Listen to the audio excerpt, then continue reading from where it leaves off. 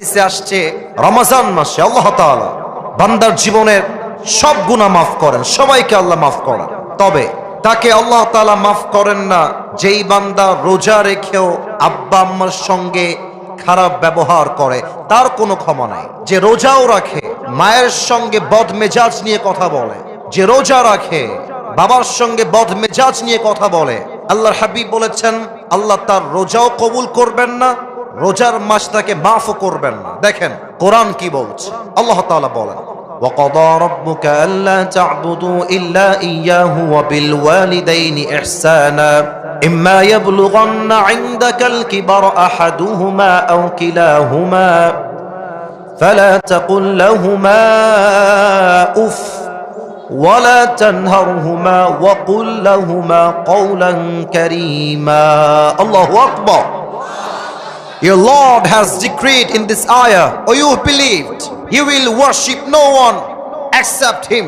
Allah Ta'ala বলছেন তোমার সেজদা কোনো মাজারের সামনে নয়, কোনো বাবার সামনে নয়, কোনো পীরের সামনে নয়, তোমার সেজদা হবে এক সত্তার জন্য। বলেন সবাই তিনি কে? ফার্স্ট মেসেজ ইন দিস আয়াহ। সেকেন্ড মেসেজটা হচ্ছে ওয়াবিল ওয়ালিদাইনি ইহসানা, you have to be good to your parents. If on or both of them reached old age with you, do not repel them. আল্লাহ বলছে বান্দা আব্বা আম্মার সঙ্গে সদ্ব্যবহার করো। বাবা এবং মা উভয়ের মাঝে কেউ যদি বৃদ্ধ হয়ে যায় বা বৃদ্ধা হয়ে যায় বা উভয়ে যদি বৃদ্ধা হয়ে যায়, do not repel them. বেয়াদবি করো না, বিরক্ত হয়ে একটা উফ শব্দ উচ্চারণ করো না। ওয়াকুল লাহুমা কাওলান কারীমা, speak to them with a noble words. বিনয়ের ডানা বিছিয়ে নরম ভাষায় কথা বলো, বিনয়ের সাথে কথা বলো। Be humble to your parents. ভালো করে কথা বলো। তোমার রোজা এবং তোমার ইবাদত কবুল করবে একজন। আওয়াজ দিয়ে বলেন সবাই তিনি কে? না, এটা দিনাজপুরের সাউন্ড হয় নাই। আরে দিনাজপুরের সন্তান তো আওয়াজ দেয় কাপুরুষের মতো নয়, বীর পুরুষের মতো এর আওয়াজ দিয়ে কথা বলে। বলেন সবাই তিনি কে? অতএব অনেক যুবক আজকের মাহফিলে এসেছো, অনেক যুবক বাপ মাকে মাইনাস করে ফেলো জাস্ট একটা গার্লফ্রেন্ডের পাল্লায় পড়ে।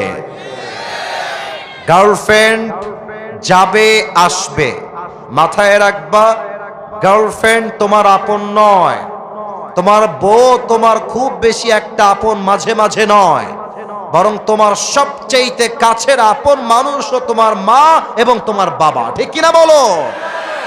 বিপদে পড়লে বোঝা যায়, বিপদে পড়লে বোঝা যায় বাপ মায়ের মতো আপন দুনিয়াতে আর সেকেন্ড কেউ হতে পারে না। ঠিক কিনা বলে? অতএব আমি মনে করি আমার যেই মা আমাকে 10 মাস 10 দিন গর্ভে ধারণ করেছেন, আমাকে পালন করেছেন, এমন মায়ের সঙ্গে যেই সন্তান খারাপ ব্যবহার করবে সেই সন্তান কখনো সুসন্তান হতে পারে না, সে কুলাঙ্গার সন্তান হতে পারে। ঠিক কিনা বলে? যে মায়া মায় গর্ভে ধরে মায়ার জালে বন্দি রেখে করেছে পালন, হে প্রভু তুমিও তারে তোমার আরশ ছায়া নিরে করিও লালন, মাকে করিও লালন। পড়েন সবাই আমিন। তাহলে 1 number, don't misbehave with your parents. যারা যারা আব্বা আম্মার সঙ্গে খারাপ ব্যবহার করেছো, এদিকে তাকাও সবাই, এদিকে তাকাও, দাঁড়িয়ে থাকার এদিকে তাকাও।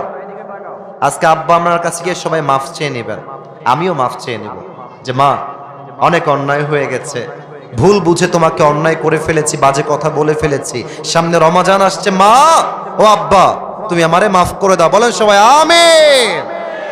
1 নাম্বার, আব্বা আম্মার সাথে খারাপ ব্যবহার করা যাবে না। 2 নাম্বার, যে ব্যক্তির রোজা আল্লাহ তাআলা কবুল করেন না এবং তাকে আল্লাহ তাআলা মাফ করেন না, সে হচ্ছে মুদমিনু খামরিন, যে নেশাখোর, যে মদ খায়।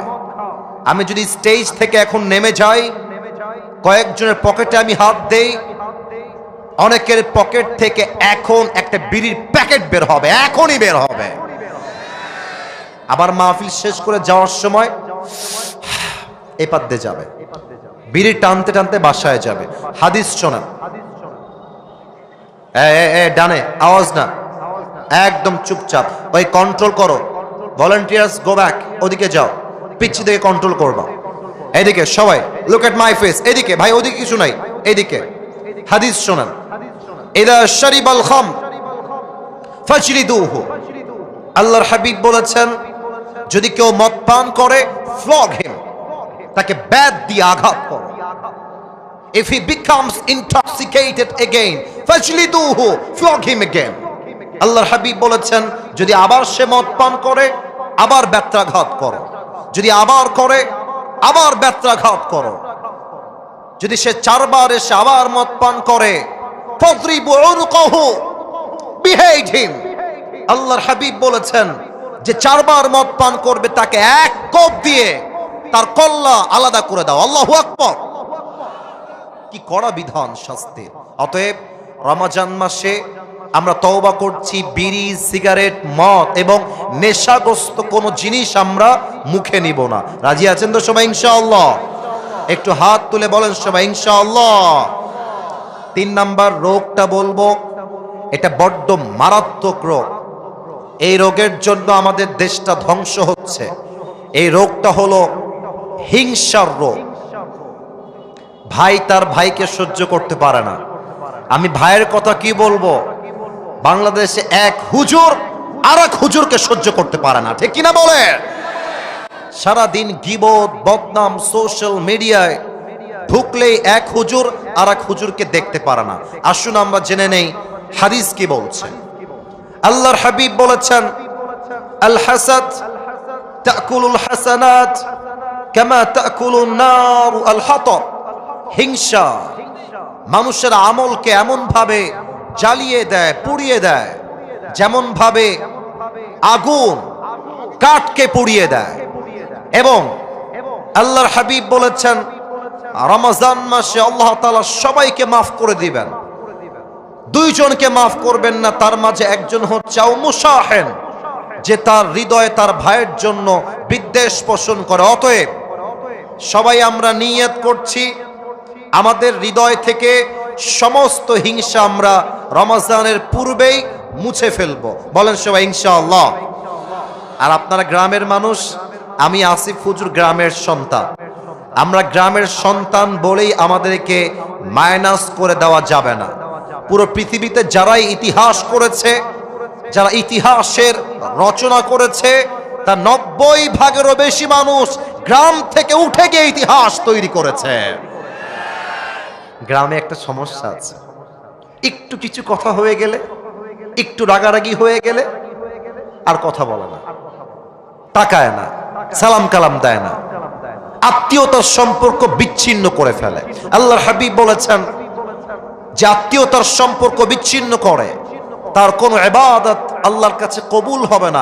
এর চাইতে মারাত্মক হাদিস শোনেন, এর চাইতে মারাত্মক হাদিস, লা ইয়াদখুলুল জান্নাতা কাতিউন, he who break the kinship relationship will not enter in the paradise. জাতীয়তার সম্পর্ক বিচ্ছিন্ন করে কোনো কারণ ছাড়া, তার জন্য আল্লাহর জান্নাত হারাম হয়ে যায়। নাউজুবিল্লাহ বলবেন না আপনারা সবাই? এজন্য যদি ভাই ভাইয়ের সঙ্গে ঝগড়া হয়ে যায়, বোন বোনের সঙ্গে ঝগড়া হয়ে যায়, যেখানে যার যেভাবে ঝগড়া হয়েছে, আজকে আমরা রোজার পূর্বেই সবকিছু মিটমাট করে নিব। বলেন সবাই আওয়াজ করে ইনশাআল্লাহ।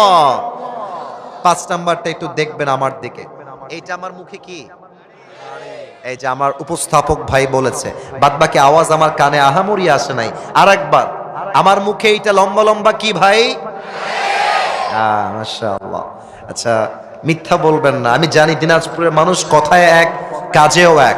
ভালোবাসলে আই লাভ ইউ, না বাসলে আই হেট ইউ, ঠিক কিনা বলেন? আচ্ছা মুরব্বী, আব্বাজান, যুবক ভাইয়ার, আমাকে দাড়িতে আনস্মার্ট লাগতেছে না স্মার্ট লাগতেছে? তো জোরে বলেন না, আর স্মার্ট না স্মার্ট? স্মার্ট লাগতেছে। মনে রাখবেন, দাড়ি কাটাই হচ্ছে এমন একটা গুনাহ, এখানে ওলামা একরাম আছেন, বানিয়ে বলার নো চান্স, নো অপরচুনিটি, যে দাড়ি কাটে প্রত্যেক সেকেন্ডে সেকেন্ডে তার আমল নামায় 60টা করে কবিরা গুনাহ লেখা হয়। এবার আসেন